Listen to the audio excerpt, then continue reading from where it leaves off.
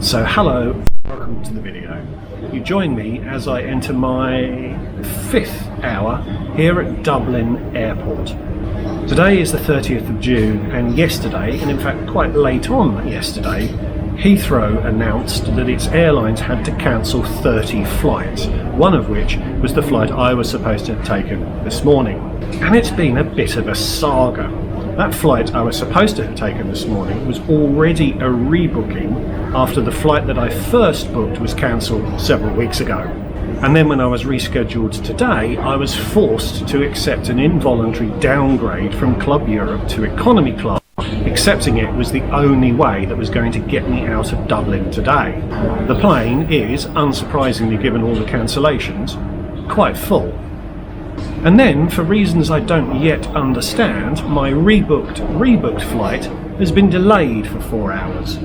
Oddly, the plane arrived on time as scheduled this morning, so has been on the ground here at Dublin for just about as long as I have. That delay means I will now miss my connecting flight in London, which has had to be rebooked. So virtually everything that could go wrong with this booking has gone wrong. Indeed, some things have happened that, from speaking to BA's customer service team, they've not seen happen before. So if you'd like to see what has happened and what is yet to happen, because I suspect the day's excitements are not yet at an end, then stick around. Hi, I'm Matt. Over the last 25 years, I've travelled a lot. I've lived in 5 countries on 4 continents. I've flown over 1.3 million miles. I've visited over 100 countries, every American state, but I'm nowhere near done. So hit subscribe and perhaps you'll pick up some hacks, hints and tips to make your next trip better. You join me as I stroll through Dublin Airport trying to find the check-in area. It was quite busy. For a while I've contemplated making a video about the rules and regulations surrounding delays and cancellations when flying, but I've not made that video as I thought it would end up being really dull. So when things started to go wrong with this flight, I thought it would be a great opportunity to talk about the rules and regulations in the context of what happened to me. But I've spent 2 days now trying to script that video, and I've ended up with 3,000 words of voiceover script that, as I anticipated, really was deathly dull. So I'm going to compromise. I'll make a fairly normal flight review video, but I'll linger on what went wrong and which rules kicked in without going into too much detail about those rules. I want to raise awareness of what should happen when things get away from you, whilst still producing a video that people might actually want to watch. 4 separate things went wrong with this flight, as I teased in that intro. Firstly, let's talk about the cancellation the day before travel. That was within 14 days of travel, which means the infamous EU 261 rules kick in. This is a European law which has been adopted into British law since Brexit, which gives passengers rights to compensation and other support in the event of flight disruption. If a flight is cancelled within 14 days of travel, airlines have an obligation to reroute you on another airline if necessary, and to compensate you if you arrive at your final destination later than originally scheduled. It's overly complicated and there's tiers and steps, and cancelling within 7 days has different consequences to cancelling between 8 and 14 days, but be aware that compensation could be due. That's final destination. Had my final destination been London, this change would have got me in 2 hours and 15 minutes later than scheduled, entitling me to claim £220. But as my arrival time into Boston did not change, I was entitled to nothing. All the changes, plus a connection onto the US, meant that I couldn't check in online, so I had to be at the airport at the published check-in time, even though I knew there'd be a delay. Had I not checked in on time, I may well have been offloaded and my seat given to someone else. The agent didn't seem to be impressed that I had a first-class ticket, and he really didn't want to check me in for my flight from London to Boston. With all of the cancellations, I didn't have a seat and really wanted to snare a window, so I was quite insistent, and after a lengthy consultation with another agent, he was able to issue both boarding passes, and I was able to snag seat 1A to Boston. Dublin Airport had experienced some significant queues in the weeks before I travelled, which was another reason why I'd got to the airport promptly. Although it wasn't bad at all that morning, you could see that they'd built the capacity to handle long queues, and that had kind of hidden the entrance to the fast-track security line. A fair bit of queuing capacity had been added there too, although it wasn't needed that day. So the second issue was the delay. I found out later that the crew had been late into Dublin the night before, so couldn't operate the flight until they'd had adequate rest, meaning we had a 3-hour delay. That triggers the same compensation process as a cancellation, so would have triggered a claim. I don't know if you could claim once for the cancellation and again for the delay. The delay did mean though that I would have missed my connection to Boston, so I'd had to call BA again and had been able to rebook onto the later flight. And as that rebooking got me into Boston just 2 hours and 45 minutes later than booked, and I needed to experience a 4-hour delay to trigger compensation over the full journey, I missed out again. With delays, the airline can wriggle out of responsibility if they can claim that the cause was exceptional and so is not their fault. They are also really bad at informing you of your rights to compensation.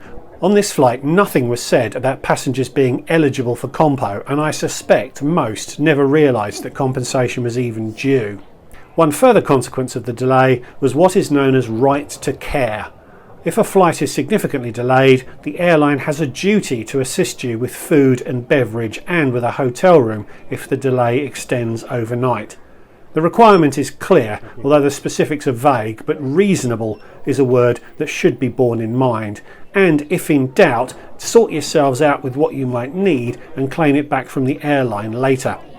I gather that BA was offering food and drink vouchers for my flight, but as I had access to the lounge, I wasn't offered anything. So to the lounge, which isn't brilliant. There's an OK food offering and an OK range of drinks available from a manned bar, but it all got a bit dull considering I had 4 hours there. It also got busy. Indeed, when I got really bored and decided to go and wander around the terminal, I noticed that they had reached capacity, so were limiting access. The third issue was that I'd been downgraded from Dublin to London. When the cancellation came through, the alternative connecting flight I was invited to accept was in economy. I was anxious about the flight filling up, so I accepted the seats to ensure that I would be flying. I still don't know whether this acceptance made this a voluntary rather than an involuntary downgrade. I called BA straight after accepting the rebooking to see what they could do, and it was one of those situations where something that looked like a negative was concealing something that might actually have been quite positive. The agent reported that the booking code for the Dublin to London trip had been changed from a business class reward code to a full fare economy code. She said she'd never seen that before and thought it had been done to force me onto the plane to connect with my Boston flight. There were no other flights available, and by rebooking me as a Y-class passenger, that had probably forced another passenger off the plane. So onto the plane, an A320. An involuntary downgrade entitles you to compensation of 30, 50 or 75% of the price paid, depending on whether it's a short, medium or long haul flight. Quite complicated again. And if you're downgraded on one leg of a longer itinerary, the fare is prorated based on the distances involved. So I would have been entitled to a refund of 30% of the prorated cost of the leg, which was probably something like 5,000 avios. BA never proactively reached out after the flight, which I thought was quite disappointing, but I have contacted BA and have received an apology from them, which I'll talk about at the end of the video. The usual poor BA legroom, but it's no better in business class. I was surprised that the seats next to me were free, as the plane was expected to be so full, but a disabled passenger and their companion did take the seat at the conclusion of boarding. When we were fully boarded, it was quite annoying to see that there were at least 2 empty seats in the business cabin. I can only assume that having been recoded to an economy fare bucket, I did not show up for re-upgrading when the seats ended up being vacant. Quite annoying nevertheless. The flight itself was uneventful, although there were some nice views. Issue 4 was that the flight I'd originally booked to be on was cancelled. This happened several weeks before I flew and was well outside the 14-day window when compensation was due. BA was able to rebook me, but I could have taken the cancellation as an opportunity to cancel the trip and get my money back. I'd booked when BA's Book with Confidence programme was in force, so the cancellation was actually quite helpful. Even though I'd booked with Avios, I was able to rebook into a revenue seat, which opened up flights that hadn't been available when I'd originally booked. So we landed into London, and then, would you believe it, we experienced yet another issue. We couldn't get to a gate. As we'd flown in from Dublin, so had no border formalities to clear, there were a limited number of gates that we could use, and none were available. Which allows me to make a critical point about delays. The delay is calculated to the point where passengers are free to leave the plane, not to when the plane lands. We landed at 5:31 p.m, which is data you can easily find on sites like Flightradar24, but the door wasn't opened until about 4 minutes past 6. The airlines don't publicise the time the door opens, so my advice is to make your own record of when that door opens if you are experiencing a delay. And finally off the plane and into the terminal to make the connection across to my Boston flight, a flight I reviewed in this video.